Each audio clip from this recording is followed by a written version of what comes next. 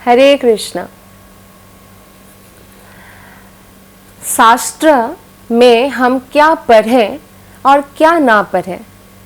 4 वेद है, 18 पुराण है, 108 उपनिषद है, महाभारत है, रामायण है।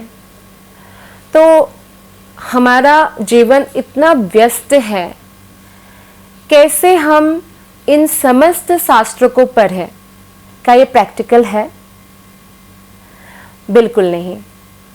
और यह बात व्यास देव, जिन्होंने समस्त वेदों का संकलन किया, समस्त उपनिषदों का, समस्त पुराणों का, महाभारत का भी संकलन किया, व्यास देव स्वयं कहते हैं, सब लिखने के बाद जब वो पूर्णतया प्रबुद्ध हो जाते हैं, मैच्योर हो जाते हैं, क्योंकि कलियुग के लोग लौह युग में जीते हैं, मशीन के युग में जीते हैं, और उनका जीवन इतना फास्ट है, भौतिक कार्य में इतना व्यस्त है कि वह इतने सारे शास्त्रों का अध्ययन नहीं कर सकते हैं। बहुत लोग यह तर्क करते हैं कि ये जो वेद उपनिषद पुराण है, ये तो 5000 साल पहले ही आया, 5000 साल पहले इसका लिखित रूप दिया गया। सनातन धर्म में ये शास्त्र भी सनातन है। ये सनातन काल से श्रुति यानी श्रवण प्रक्रिया के द्वारा प्रचलित था। तो श्रवण कैसे करते थे? प्रामाणिक गुरु से शिष्य श्रवण करते थे और समस्त ज्ञान को वो लोग अपने ब्रेन में स्टोर करके रख सकते थे, यानी उनका मेमोरी पावर इनक्रेडिबल था। लेकिन जब देखते हैं नैमिषारण्य के ऋषिगण जब यह अनुरोध करते, प्रार्थना करते सुत गोस्वामी से कि आप हमें पुनः भागवत कथा सुनाइए, और कलयुग के जो लोग हैं वो इतने पथभ्रष्ट है कि आध्यात्मिक जीवन में उनका रुचि ऑलमोस्ट नहीं है, और ऊपर से वो ज़्यादातर समय भौतिक कार्य से बिताते हैं, उसके ऊपर से वो अल्पायु है, उनका आयु बहुत कम होगा, हमेशा उनके मन में एंजाइटी रहेगी, वो विचलित रहेंगे। तो इसलिए उन लोगों ने ये उपाय मांगा सुत गोस्वामी, जिन्होंने प्रामाणिक गुरु, प्रामाणिक आचार्य श्रील सुखदेव गोस्वामी, जो व्यासदेव के पुत्र हैं, उनसे अपने कान से श्रीमद् भागवतम का श्रवण किया था। तो पूछते हैं कि हमें बताइए कि ये कलियुग के लोगों के लिए कोई सारांश बताइए, सारांश को प्रस्तुत करें जो समस्त शास्त्रों का सारांश हो। तो अब हमें क्या करना चाहिए, क्या उपदेश है? तो वेदव्यास जी, जो कि भगवान के ही अवतार माना जाता है, तो उन्होंने हमें श्रीमद् भागवतम के 2वें श्लोक में ही बताया। वेदव्यास जी ने 4 वेद, एक वेद था पहले, उसको सिंप्लीफाई करने के लिए 4 में डिवाइड किया, फिर वो पुराण और उपनिषद में उसको एक्सप्लेन किया। लेकिन फिर भी उसके बाद उन्होंने सोचा कि अरे ये जो वेद उपनिषद पुराण है, कलियुग के प्राणियों के लिए इसे समझना अत्यंत कठिन है, वो लोग बिविल्डर्ड हो जाएंगे, भ्रमित हो जाएंगे। तो उनके लिए क्या करना है? तो उन्होंने महाभारत लिखा। एटलीस्ट महाभारत अगर पढ़ेंगे, स्टोरी टाइप है और हिस्ट्री है, तो वो समझेंगे, और एटलीस्ट वो भगवत धाम तो नहीं जा सकते हैं, लेकिन भौतिक संसार में ही जो स्वर्ग लोग हैं, स्वर्ग तक जा सकते हैं इसको फॉलो करेंगे तो। लेकिन फिर भी उनके मन में असंतुष्टि रही। जैसे कि आप एग्ज़ाम देने जा रहे हैं और एग्ज़ाम लिख रहे हैं, और एग्ज़ाम लिखने के बाद आपको ऐसा फील हो कि आपने जितना पढ़ के गए थे उस प्रकार से आप प्रेजेंट नहीं कर पाए। तो श्रील व्यासदेव स्वयं भगवान के अवतार है, और वो एक बहुत बड़ा जो उनका मिशन था उसे पूरा करने आए थे।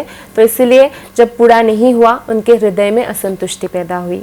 तो नारद मुनि ने आकर उनको बताया कि आपके हृदय में जो असंतुष्टि पैदा हुई है, इसका यही कारण है कि आपने भगवान कौन है इसको क्लियरली नहीं बताया।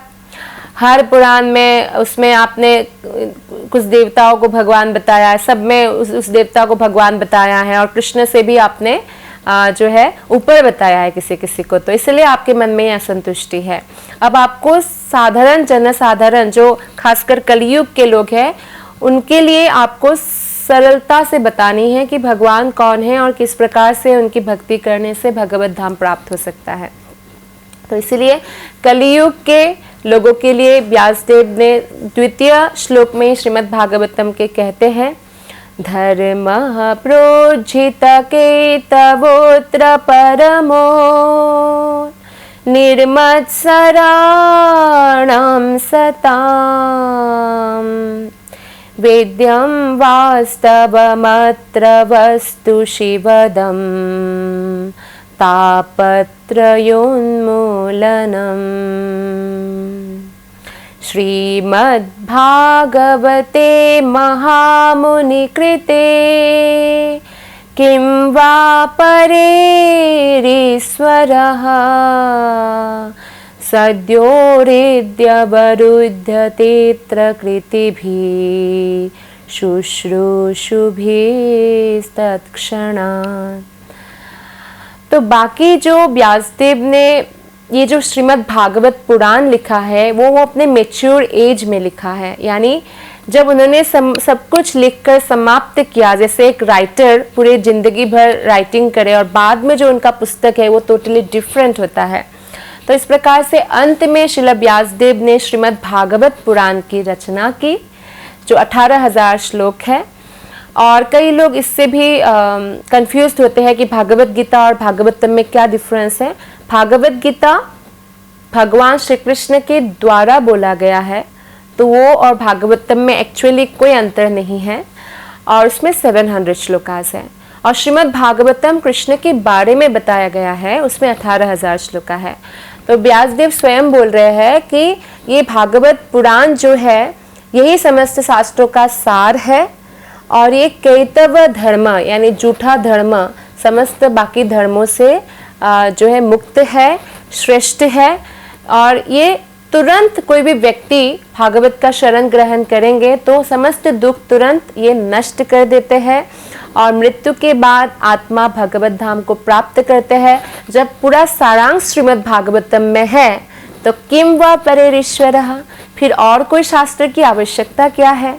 इसलिए कलियुग के प्राणी के लिए श्रील व्यासदेव जी स्वयं कहते हैं और समस्त आचार्य गण भी कहते हैं, श्रीमद् भागवत गीता और श्रीमद् भागवतम ग्रंथ जो है हमें जरूर पढ़ना चाहिए, इसके बारे में प्रामाणिक वैष्णव से श्रवण करना चाहिए, और इस प्रकार कम समय देकर भी आध्यात्मिक जीवन को जो है हम महान लाभ को प्राप्त कर सकते हैं और मनुष्य जीवन को सुखमय बना सकते हैं। धन्यवाद। हरे कृष्णा।